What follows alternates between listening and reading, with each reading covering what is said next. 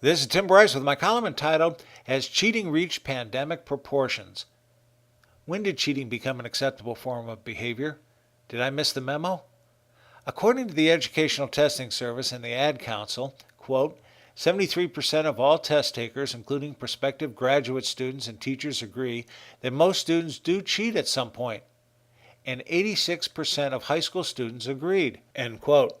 Translation, cheating has reached pandemic proportions and is now an inherent part of the American culture.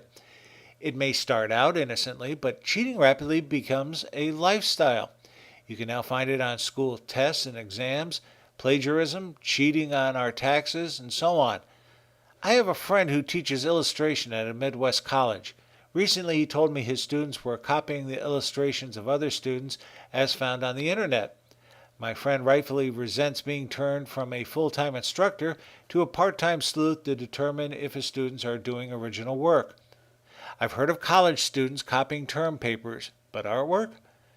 Students are also hacking into school computers to gain access to exams and alter grades and scores.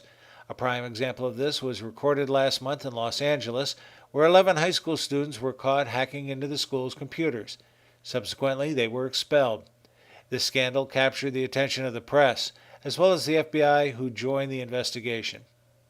Cheating is also extended into the military, where scandals have recently emerged, such as the Navy sailors who stand accused of cheating on tests training for nuclear reactors. Likewise, the Air Force discovered officers cheating on proficiency tests to launch nuclear weapons. These stories are particularly disturbing when you consider these people are managing our military nuclear resources. Obviously, we want people who can be trusted and are proficient in their positions, not someone of questionable character. In the information technology community, it is not uncommon for employees to hack and steal program source code, thereby expediting the production of programming. This occurs so often it is now considered SOP in many companies. Such attitudes obviously present a threat to intellectual property and a disregard for our laws pertaining to copyrights, patents, trade secrets, and trademarks. Frankly, it is a violation of the Copyright Clause of the Constitution, Article 1, Section 8, Clause 8, whereby, quote, to promote the progress of science and useful arts by securing for limited times to authors and inventors the exclusive right to their respective writings and discoveries, end quote. From this perspective, cheating is unpatriotic.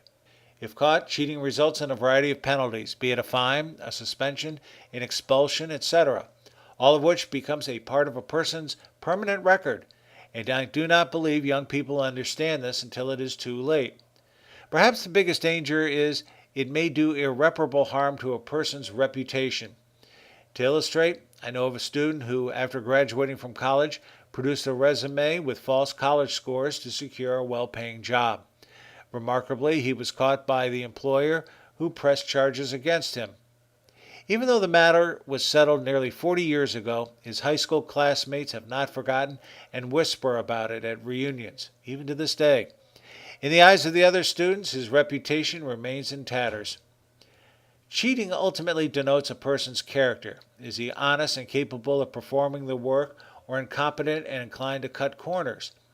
Even though cheating appears to be on the rise, evidently there is little shame in getting caught. Perhaps it is a new twisted red badge of courage awarded to those who somehow beat the system. If we are to believe the recent cheating statistics and scandals, we can reasonably conclude there is no longer any disgrace in cheating, and it will likely continue unabated. All of this reveals the declining moral values of the country. Perhaps the only way to stop cheating is to make the punishments more severe. If shame cannot deter people, perhaps stiffer penalties are in order. Such should rightfully be the price of cheating. Friends, keep the faith. This is Tim Bryce in Palm Harbor, Florida. Follow me on the internet at timbryce.com.